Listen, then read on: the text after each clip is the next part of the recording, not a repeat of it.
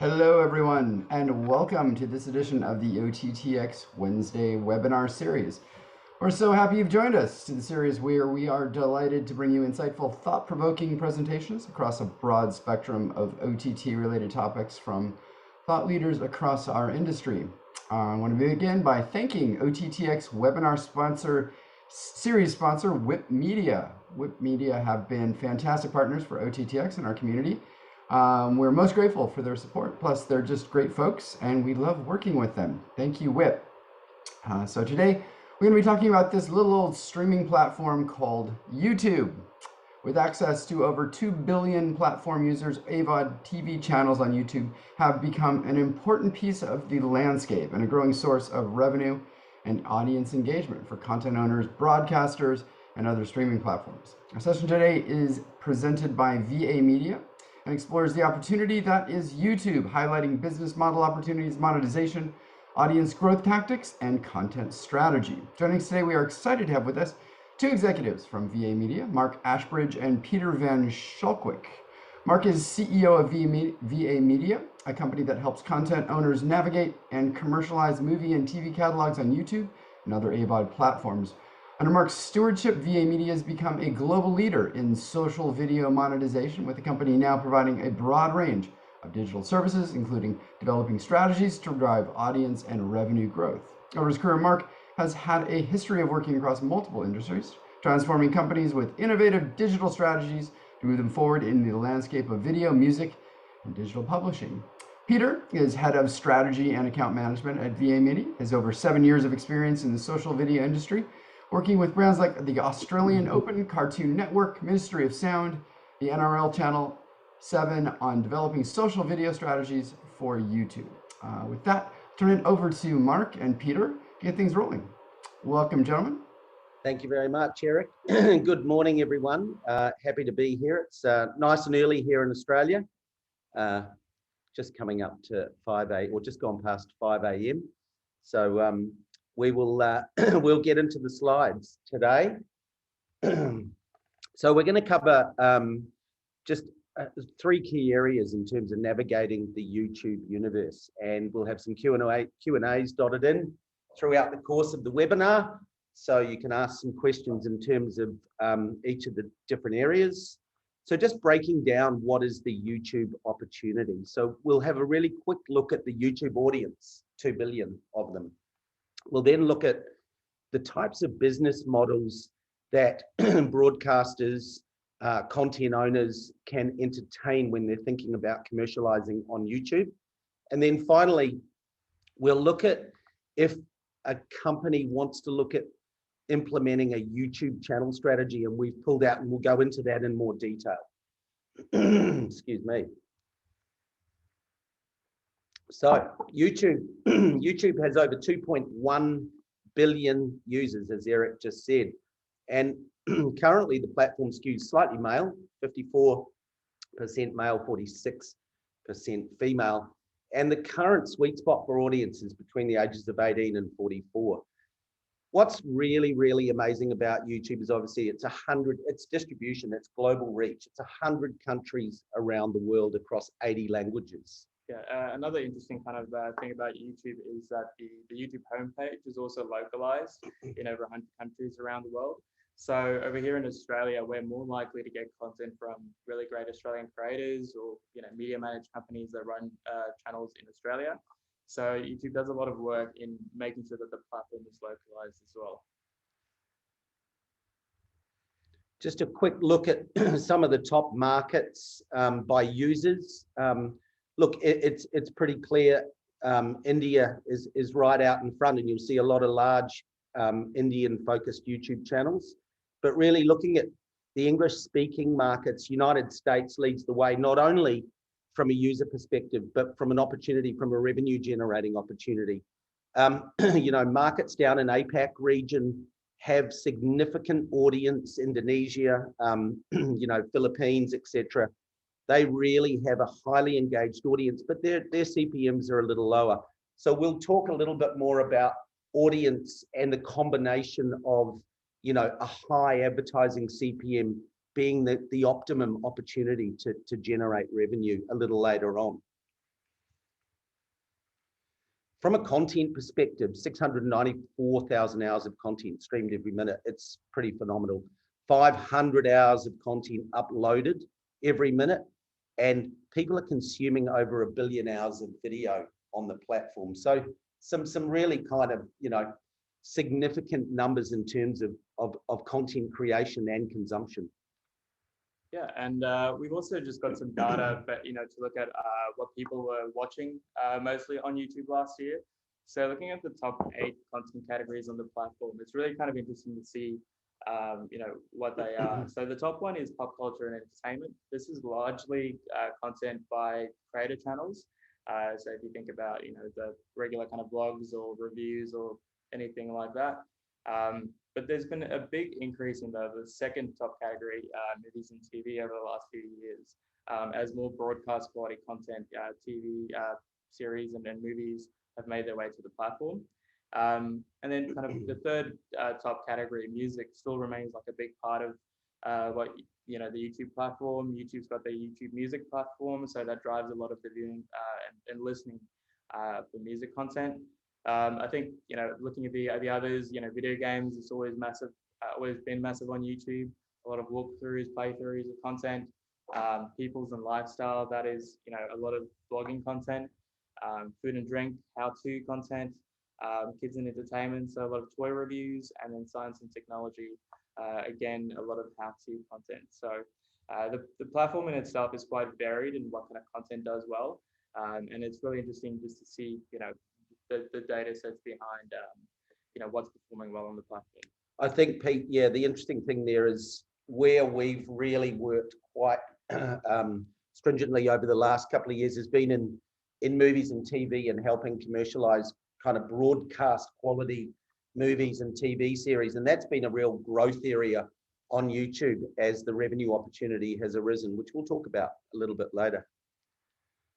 So talking about the revenue, annual revenues in 2021 for YouTube hit 28 billion. Now, you know, hypothetically, I think you look at the AVOD market being somewhere around 56 billion. YouTube is sort of considered AVOD, but not quite in the same way that some of the other OTT platforms are. But nonetheless, $28 billion in revenue, of which 55% is paid out to content owners or creators. And that's, to me, in terms of if you're looking at YouTube and then you're looking at the social, other social platforms like, you know, TikTok and Facebook, their monetization and their pay through is so much stronger than the other platforms currently.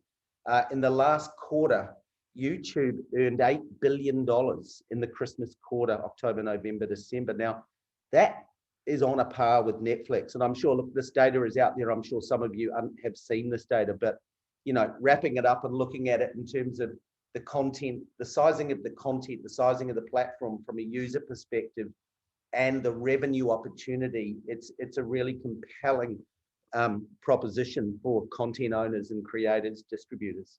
And there's also, you know, alternative revenue sources that we'll look at in a bit that can, you know, add to the revenue as well. Yeah, looking at the ad revenue by year over the last couple of years, there's some really interesting trends. And, you know, looking at 2020 to 2021, there's been quite a large increase, you know, about a 50% increase in revenue. So that's the kind of the first part of the webinar where we just talk about the size and the potential of YouTube. And I think, you know, just to close that off, what we see in terms of the opportunity is global is best. So if you're looking to set up a channel or you're looking to exploit, license your content to existing channels, having the rights to do that globally will give you the highest return.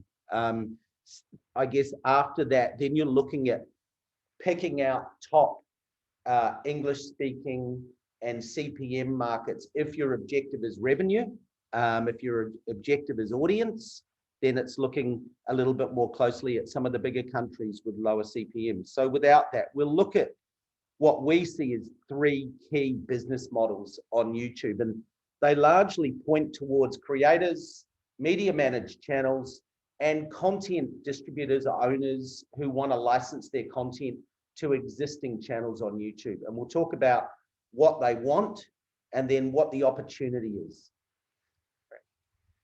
Yeah, so as Mark said, there's three different kind of types of business models. I think we all kind of know the first one, creators, they're personality driven, channels, creators are self-starters who make their own content.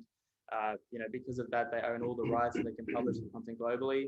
The really kind of important thing with creator channels is they have, one-to-one fan engagement. So, the creators can get feedback from their viewers, they can ask them questions, and it kind of creates that really strong relationship between not just viewers, like the subscribers, the people who are the super fans, and they'll, pay for merch and all those kind of things. So, a good example of that is Mr. Beast, who did that Squid Game reimagined video that I think as of yesterday, it's on about 206 million views. So that's a good example of a creator channel. Media managed, so this is studios or media production companies. A lot of them started out on YouTube to protect their IP, but they've started creating original content and have been doing really well on the platform. So a lot of the times these are global teams managing branded channels. So a good example is Cartoon Network, A&E in the crime space, or ESPN in sport. That'd be a good example of media managed channels. And then the last business model, the license aggregator model, that's kind of where we fit in. We kind of work with, we're an enterprise YouTube partner, and we license content globally to put it on some of our owned and operated channels. So we run a lot of movie channels where we kind of license content for. And then we're also a service provider who, we can help other companies with content ID or channel management. So those are the three kind of key business models. Yeah, Pete, and I think, look, today we're probably going to focus less on the creator model, and perhaps that can be looked at another time. But we want to look at the media managed opportunity and the licensed opportunity from business model perspectives. So we've got a couple of examples that we would talk about, and really this is just to give the audience and everybody a bit of an idea about what's the opportunity on YouTube. So we just looked at a bottom-up opportunity that we had, I think 3 years ago, and that was with a TV show called Bondi Vet, a local show. There was 8 series made. We went and talked with the production company, and we did a deal to help them grow their awareness, build their channels on YouTube and Facebook. So we started looking at all of the content, and we started going through our channel strategy process, which we'll show you a little later. But really, what did we do for them over a period of 3 years out from a media managed perspective? So we looked for a 3-year term. We worked for 30% of the revenue. This is very broad, but this is the commercial kind of side of the deal if you're wanting to work with someone like us, or you could do it yourself for 100% of the revenue. But really, I think what's most important out of rather than the commercials is more around what did they achieve? What did they get out of it? And so they had a YouTube channel, I think, with 35,000 subscribers. That's sitting at 890,000 subscribers. Now, what's really important about that is this was an Australian TV show.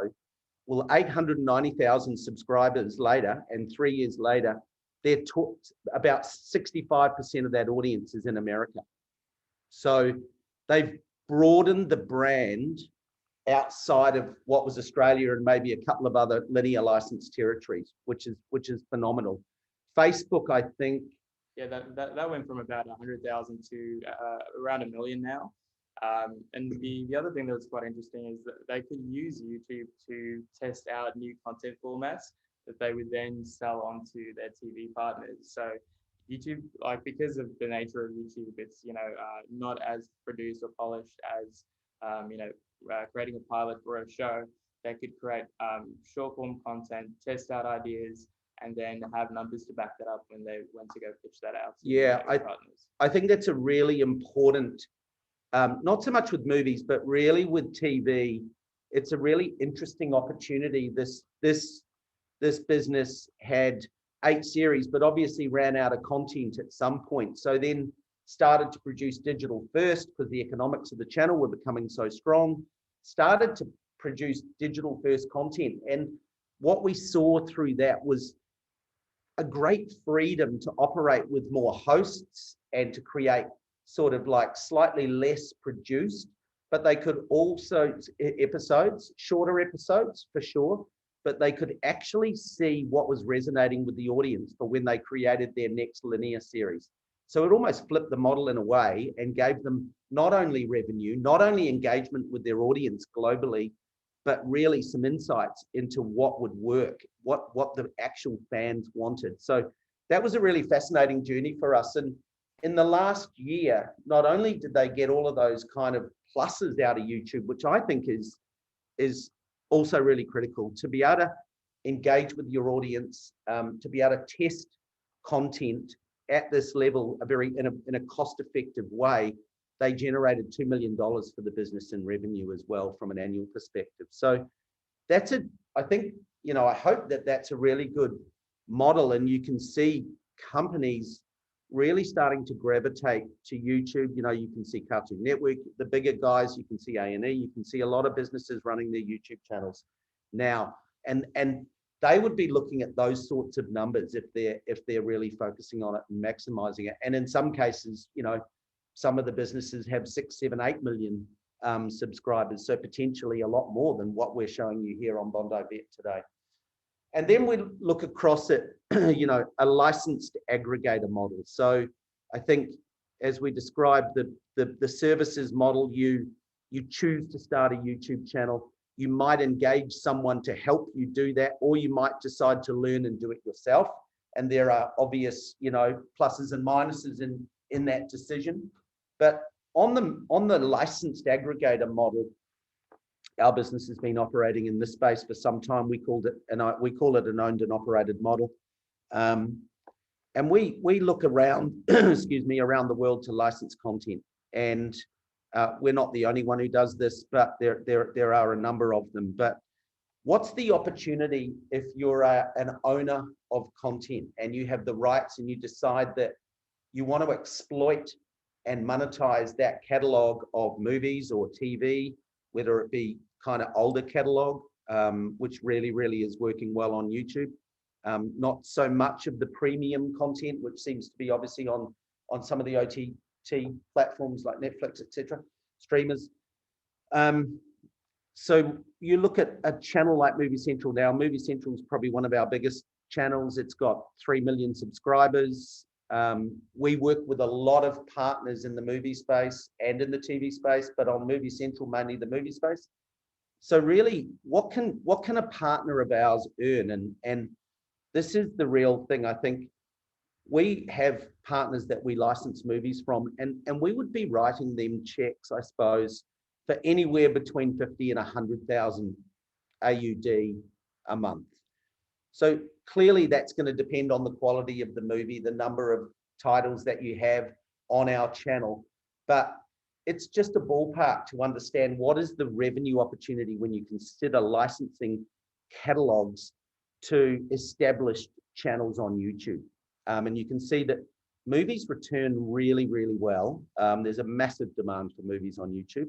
And then TV is growing, I think. And from a ballpark again, some of our customers and clients, partners are earning between 30 and 50 a month from various series and catalogs that they're exploiting through us on our channels.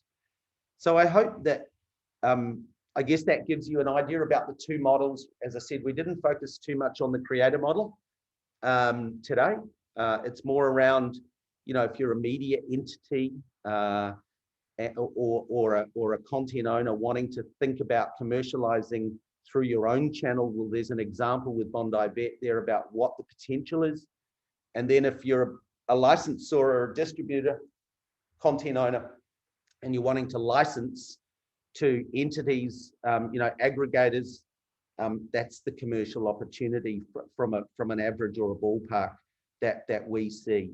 So I think that pretty much finishes the business model idea or component of the webinar. Gary? Yeah.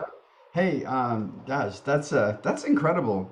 First of all, thanks a lot for that first segment. You've given us a lot to think about and unpack there.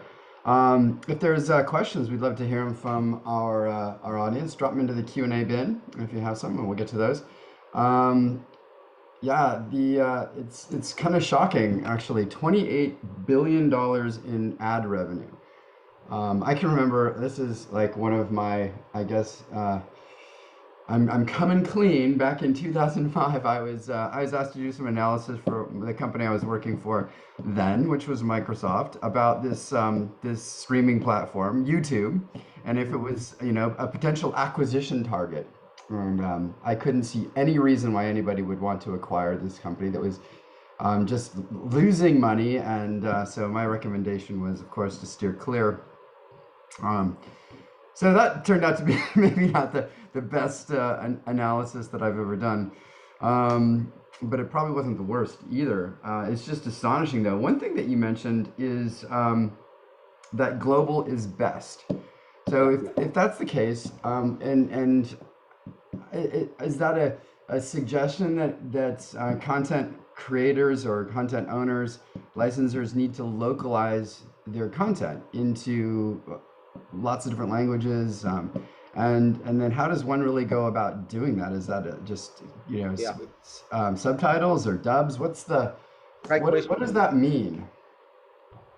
Yeah, great question. I think, look, in terms of localization, what we see is the creator model. Obviously, they create their own content, and so, you know, obviously the exploitation of that is global, which is good.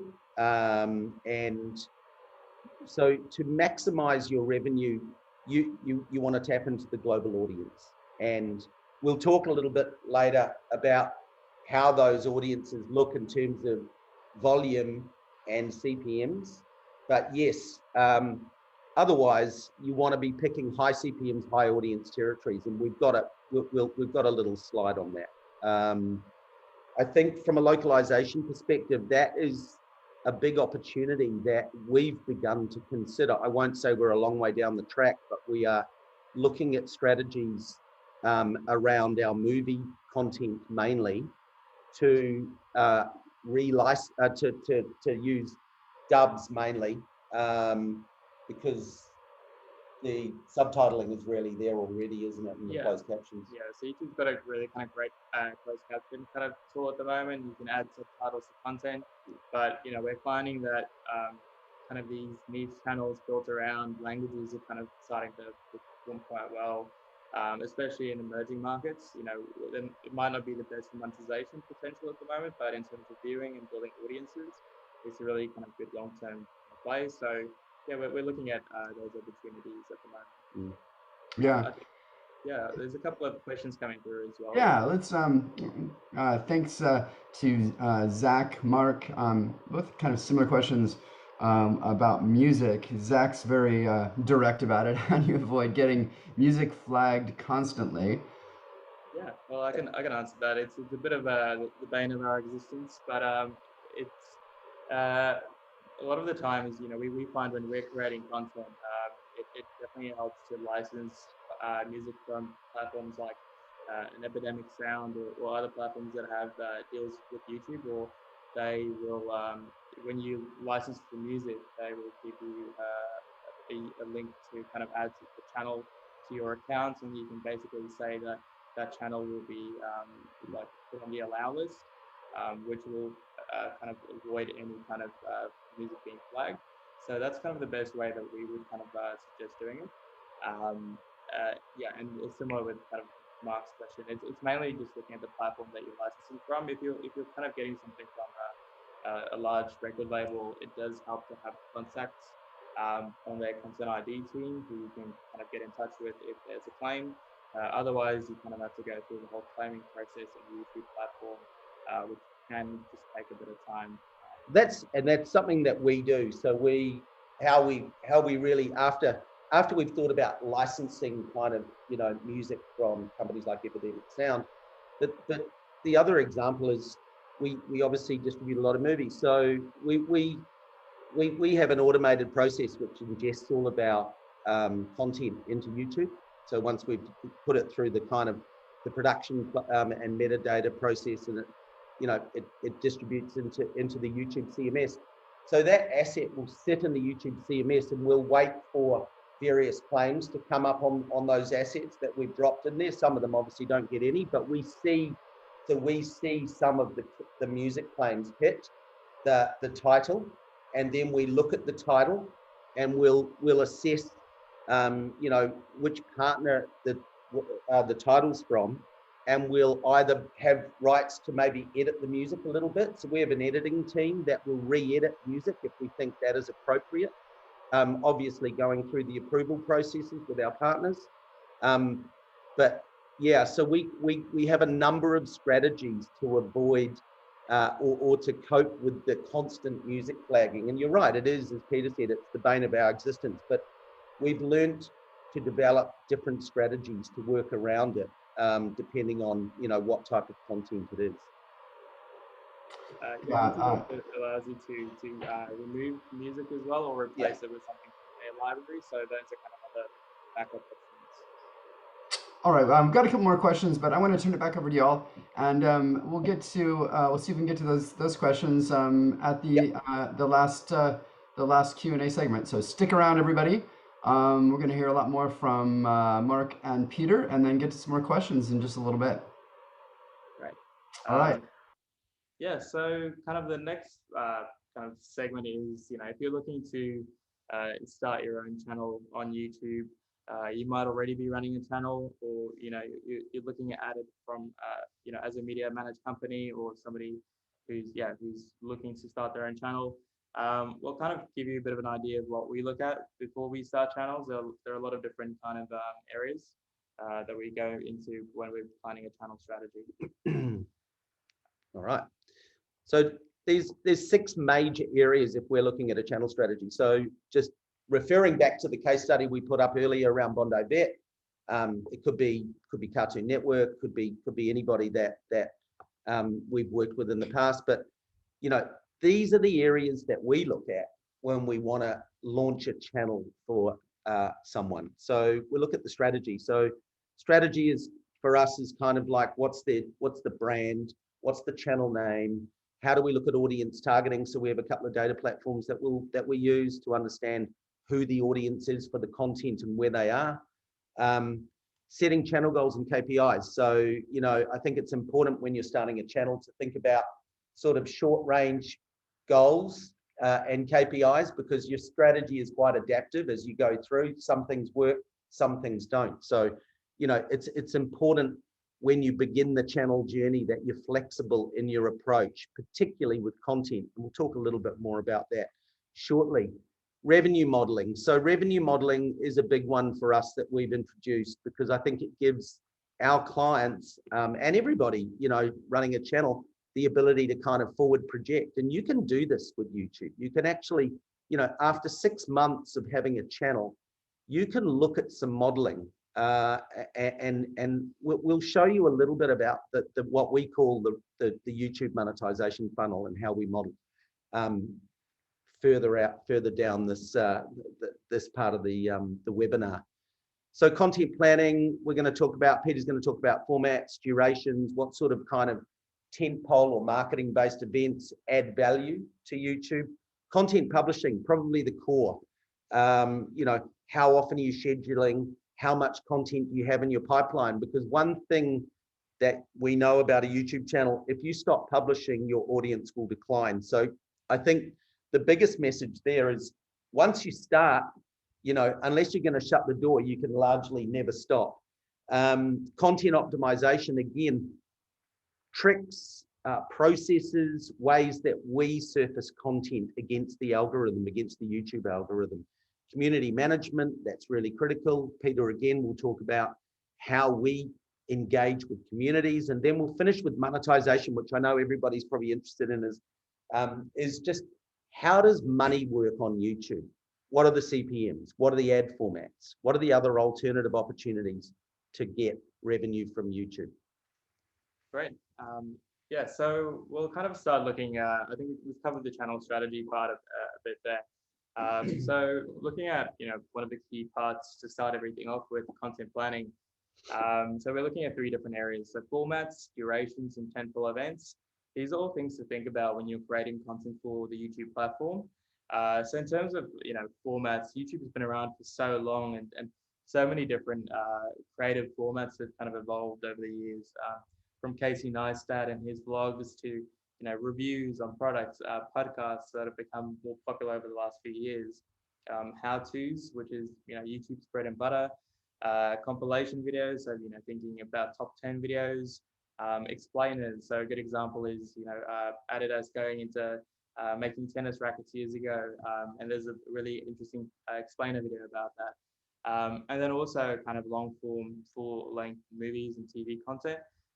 That's an area that we're starting to see grow on the platform. And one thing that's also really important, I think, when YouTube started out, it was a very short form snackable content. Other platforms have have come in to take that place now, like TikTok and Instagram, whereas YouTube's kind of trending more towards longer form content. And a big part of that was because they've actually changed their key metrics for success from views to now audience retention and view duration. So, because of that, we've seen an increase in the average duration of content on the platform. So, the average duration of content now is between about 5 and 15 minutes. And we kind of like to kind of trend a bit on the longer side of that. Well, because of the content we work with, we sort of trend at about an 18 to 20 minute average view duration. Yeah. Yeah, and I think that's a really kind of good example of why the movie and TV content has started performing so well on the platform. Yeah. And then looking at, tentpole events, there's so many big events throughout the year. We just had Christmas, Valentine's Day is coming up, the Super Bowl. So, being able to create content around those key events and planning out when those events are really does help with the kind of channel planning side of things. And we kind of look at those kind of events and try to license content to match, certain key tentpole events. And yeah, it just really helps with your programming strategy. But even Pieter, like even around sort of hit TV shows, like Euphoria, Yep. We have a couple of creator channels that we manage, and we're creating Euphoria inspired content. So we're looking at what's topical in the market and creating what's going to be searched for. And that's really kind of, that's how creators work mainly. Yeah. You see, it's definitely about being agile. And, as part of that, it's also, being able to create content on the fly.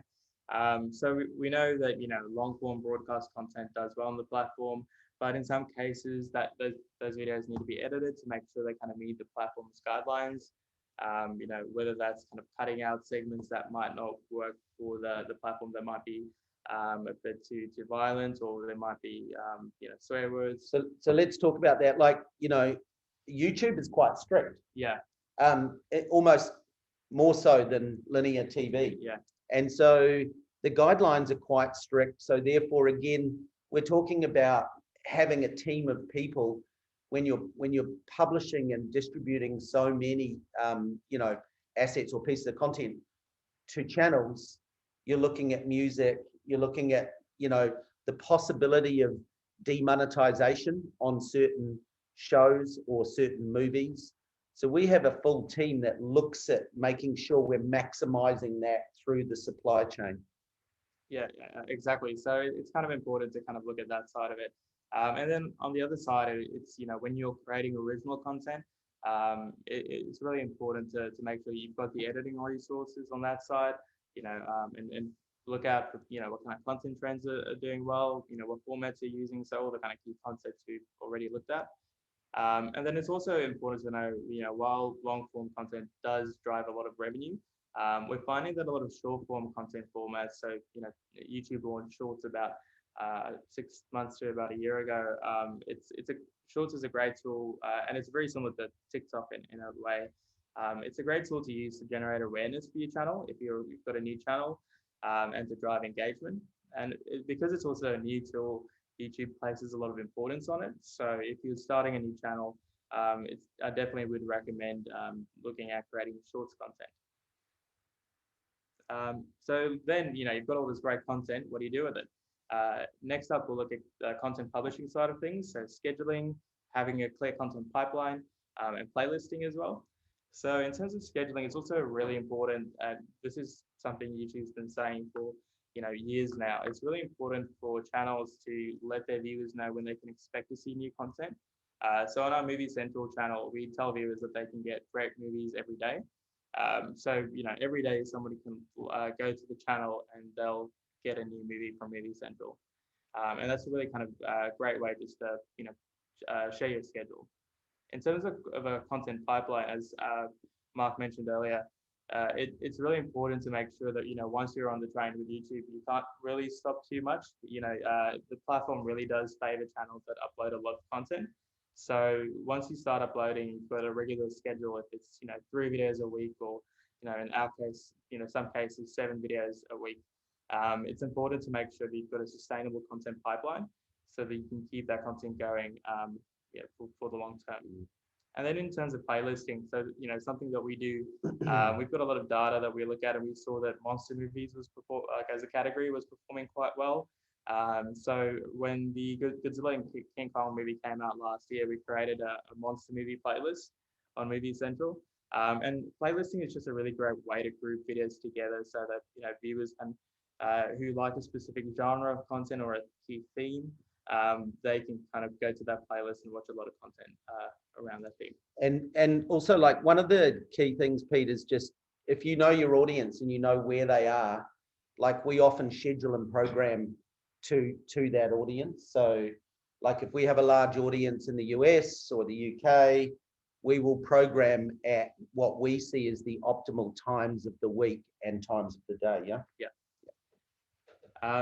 Then it comes into a bit of the geeky part of YouTube, which I love. It's you've got this great content, you're scheduling it out, but how can you optimize it to kind of help the YouTube algorithm kind of see that content out to the most viewers possible? So we usually look at the video metadata, thumbnails, and then also external linking, which includes end screens and cards. With metadata, it's really important to make sure that you've got keyword-heavy titles, tags, descriptions, and we have a lot of tools that we use that'll tell us, which tags would be best to add to our videos to help drive organic traffic. We will optimize our descriptions to have the right keywords in there. We want to make the title short and snappy, but really engaging. So those are definitely things we look at. In terms of thumbnails, a channel that I think does thumbnails really well is The Office. And they've just got a really great way of optimizing their videos. It's really clear, when you're on the homepage of YouTube, when you get The Office thumbnail, it's really clear to see what the video is about. This one is Jim Pranks Dwight, which is a running gag throughout the show. And it's, that video is done really well. It's got about 48 million views. So we've got a lot of tools that we use to look at the thumbnails, whether we want to have text in the thumbnail or not. Do we do a wide shot of someone or a close-up shot? So there's a lot of different elements that go into creating a great thumbnail. And then in terms of external linking, so YouTube allows us to add end screens and cards that can drive people from one top performing video to another new video on our channel, or another channel that we think they might like. Or if we're running a different campaign, we can drive them to an external link. So YouTube has kind of really interesting tools that we can use to kind of link videos together and just help kind of keep people watching more great content. Quite often also we run a competitor analysis as well. So we'll be looking at maybe 6 or 7 channels that are similar in genre. And we'll be looking at their frequency uploads, their views, how they're doing thumbnails. So we have a couple of tools that allows us to look at that. And I think in anybody wanting to run their own channel, you want to have some capacity or capability to be able to track what similar channels are doing. Yeah, it's always good to see what the top channels are doing, and whenever trends change on YouTube, we can kind of adapt pretty quickly. Then a really kind of interesting part of YouTube, and something that sets it apart from other AVOD platforms, is the community management aspect of it. YouTube comes with such a huge built-in audience, and for us, when we were running, the Bondi Vet channel, a key part of that was to be able to showcase the brand and the kind of the brand personality to our audience, and within that, help drive them from just being passive viewers to being active subscribers and being part of the community. And as we kind of spoke about earlier, a big part of that was, publishing not just memes, but also polls. And with polls, we asked our audience a lot of different questions around which vets they wanted to see more content of, what kind of animals they like the most, and using that, we could then feed that information through to the content creation process. So we could create content with those specific vets that people wanted to see more of, and around certain animals that they wanted to see more content from, including. So it's a really great platform for that one-to-one feedback from the viewers. In terms of comments, so YouTube's a great platform in terms of being able to answer viewer questions on the platform, but also being able to start the conversation when you're publishing a video. So you can really get that engagement going up. And when you do that, the YouTube platform also looks at whether your video is a highly engaging video, and if people are talking in the comments, and in doing that, it's more likely to recommend your video to other people on the YouTube homepage. And because there's so many comments coming through, it's also really important to make sure that the comments are moderated, and YouTube's got a really good comment moderation tool to make sure that only the right comments are visible to viewers. I think it's important. You can turn comments off as well, can't you? I mean, we have a number of clients who we recommend that, we don't run comments for whatever reason. Yeah, and kids channels don't run comments anymore. So it is possible to turn them off, or set up comment moderation filters. Yeah. Now we're getting into the really important part, the monetization. So we'll talk through the YouTube monetization, engagement and monetization funnel. And sorry if it's quite confusing, but I'll go through it. I think we're going to send a copy of this out to everybody on the webinar today. But what we're looking at is a funnel here, how we, I guess, what our kind of key KPIs or the key things that we track to drive revenue. So we're looking at the top, we're looking at impressions. I think everybody will understand impressions. It's what YouTube, how YouTube surfaces our content to the user or to the viewer. So Pieter talked a lot about the thumbnail. So this is the point where your thumbnail needs to be really good. You need to be A/B testing thumbnails and working around in terms of a click-through rate. Now, click-through rates can be anywhere from 4%, 3% to 10%. We like to be somewhere closer to 10, but some channels that we operate sit on 5. Generally, with a click-through rate, the more kind of deeper and the more niche and fervent that your fan base is, the higher the click-through rate, I guess. I think it also depends on where people are finding your content on YouTube. So somebody who actively searches for a video, the click-through rate will be higher on search viewing. But if something comes up on the homepage along with hundreds of other videos, the click-through rate might be a bit lower. So that's where it's really important for your thumbnail to kind of stand out. Yeah, and I think, look, the macro thing there is you get a lot of impressions. The bigger you build your channel, you do not want to waste those impressions. So optimizing your click-through rate through thumbnails and the metadata and things like that is really important, because that then leads to a view. Now, not all views are equal. So some views will not have ads against them, and some views will. So if we look at just out to the left, average view duration and watch time. So these are the basic engagement metrics of a view. So as we mentioned earlier, some channels will have an average watch time of 5-7 minutes based on the length of content.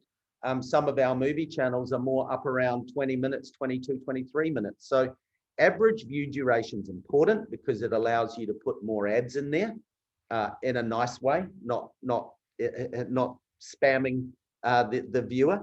And that creates a measurement called watch time. So we measure watch time on a channel in hours over the course of a 30-day cycle or a quarterly cycle or an annual cycle. So that's the engagement metrics. If you look at impressions and you look at views and then you look at measuring how well your content is doing, you can do some other things, but average view duration, watch time, you can look at things like maybe when your audience is dropping off on certain clips and figure that one out. But really that's the engagement side of things. So let's look at the monetization, which is the channel through the middle. So views, we get a view. Not all views are equal. So let's just say we got 100 views and 50 of those were monetized with ads. So we would call that a 50% fill rate. And we will have got 50 estimated monetized playbacks, which is a revenue for each view. And then we will times that by the playback based CPM and divide it by 1,000 to get the gross revenue. So that is a gross revenue. That is what YouTube makes. And then they will pay through the 55% that I mentioned earlier. So that's the monetization funnel that we look at in a simplistic way. And that's how we think about forecasting, revenue planning, all sorts of stuff like that. Yeah, and with the fill rate, it's really important to know that YouTube also looks at users' preference for ads, and that might be a reason why a certain view doesn't get an ad. So somebody skips ads a lot of the times. YouTube wants to keep them on the platform, and in some cases they might not show them ads in certain videos if they're watching a lot of videos in a row. Safety. Yeah, safety as well, brand safety in terms of if the video has issues with monetization, the fill rates might be lower as well. So what we talked about earlier was in that fill rate, we look at running on our channels around a 70 to 75% fill rate. So we're going through all sorts of disciplines to understand how to build that fill rate up. And some of them is, working directly with YouTube, going through the production process that we explained earlier, looking at, music, looking at content that might be demonetized. So we have a whole process that optimizes that fill rate because that's a key driver of revenue. Yeah. And then something I look at just to kind of, because subscribers, it's so important to grow subscribers on the channel. They're the most loyal fans will come back to your content on a regular basis. So we also look at what the ratio is to of viewers who are likely to subscribe and do that across our channels, just because that shows us, do we have good enough content for these viewers? Are we giving them a great experience? Are we making them feel like they're part of the community? So, and doing so, that's just a really good metric for us to see if we're being successful at bringing new fans into our channels. And look, just to close out on this slide, and I'm sure there may be a couple of questions on it, but the message that we have is we look at this and every one of those kind of key areas demands kind of constant optimization. So I think that's what, if you're going to start your own channel, that's what you're looking at, is you're looking at the volumes of impressions, you're looking at how you can improve all of those metrics through that funnel to really get the best possible revenue result at the bottom. Yeah, and in looking at that, we can look at the top 15 markets by users that we had a look at before, but we've also pulled just some average data on CPMs for some of the top 10 revenue generating markets that we've seen. So the US, we've kind of seen that at about $30, the UK at about $10 to $15 in some cases. And these can vary obviously depending. Yeah, depending on audiences and content, viewing. So there's a lot of different factors. Times of the year. So the Christmas quarter, those CPMs potentially be 50% more than what you're seeing there. Yeah. I think because the UK, that I've seen that from $10 to $30. So yeah, it can vary there. Australia 22, Canada about 20. The one thing that's interesting with countries like the Philippines and India that have really high viewing rates, but the ad markets aren't as mature. The CPMs are a lot lower, but you'll get a lot more views from those countries. So that can kind of make up for that. Other countries that are do well: New Zealand, South Africa, Germany, Malaysia, and the Netherlands. So yeah, so I think the message from this slide is CPMs will vary, but they are growing on YouTube. We look at the macro advertising market in terms of a sign of health, in terms of, and we look at obviously YouTube's advertising revenue to determine how the broader global market is working. And then we look at how the advertising market is growing in particular countries, because that's of interest, particularly obviously the US is so mature in its ad market, and that's flowing through to AVOD. Australia is another one who, and you can see New Zealand, Canada, the UK is normally a little bit higher, but you know, those sorts of markets, Germany, they're maturing in their ad markets. And as Pieter says, you can then assess the opportunity in the kind of high volume market, low CPM markets, because sometimes we look at that and we do get good revenue out of it, but we get really great engagement. And I think that overall that helps the channel. So yeah, just a couple more slides left. So, you know, YouTube is, you know, kind of a bit of an AVOD platform. There are a couple of different ad settings or that you can get. So display ads, overlay ads, skippable ads, non-skippable bumper ads, and visual ads. And all of these have different CPMs as well, with non-skippable ads having the highest CPM. YouTube always suggests enabling all ad formats across channels, so that's really important. And videos over 8 minutes in duration can have visual ads.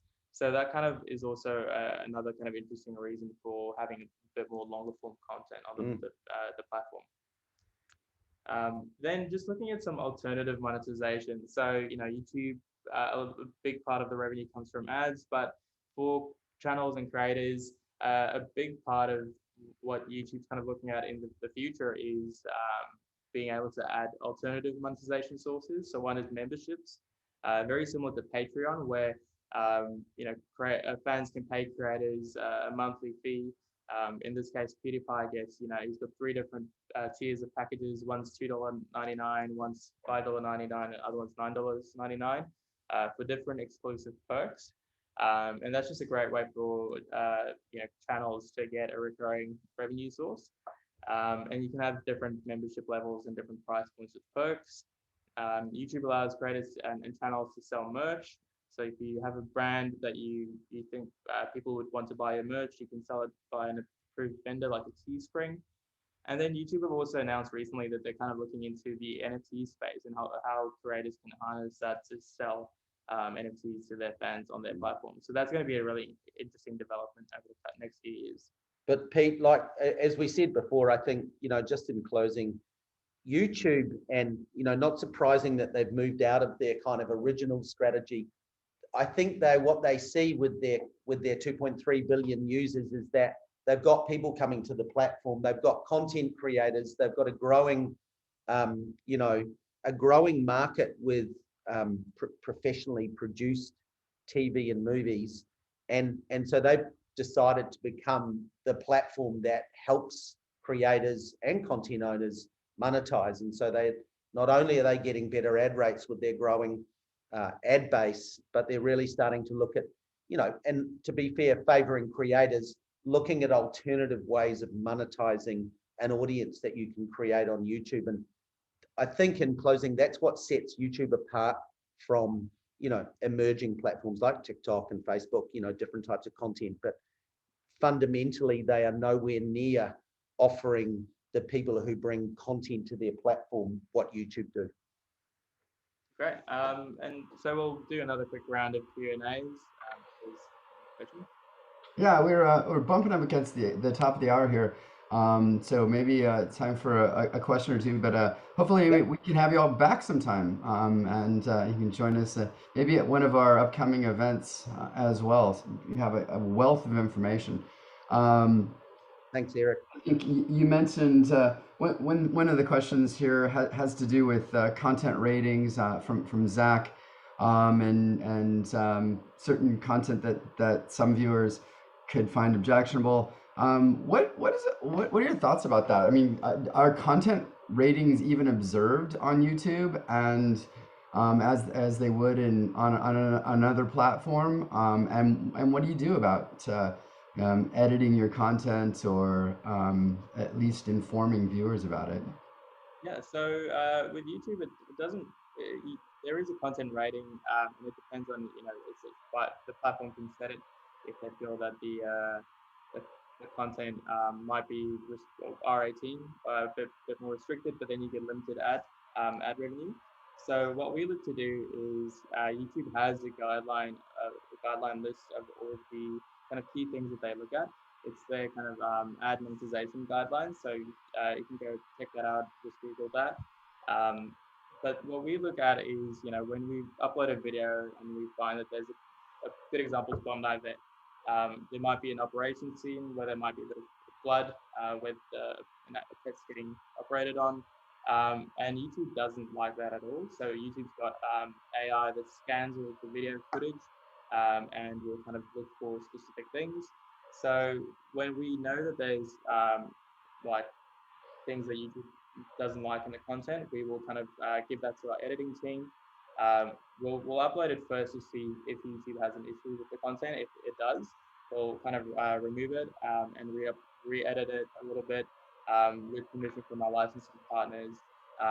Potentially blur some parts or kind of bleep out harsh language, and then we'll re-upload it and see if that's kind of worked.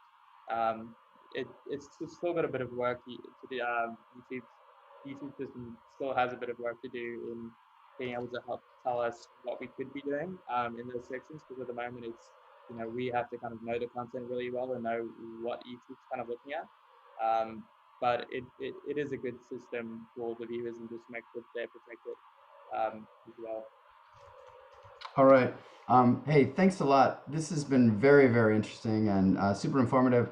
As I mentioned, we'd love to have you back sometime. I'd like to get some personal advice on some ideas that I have for my own content channels. You've given us some great thoughts.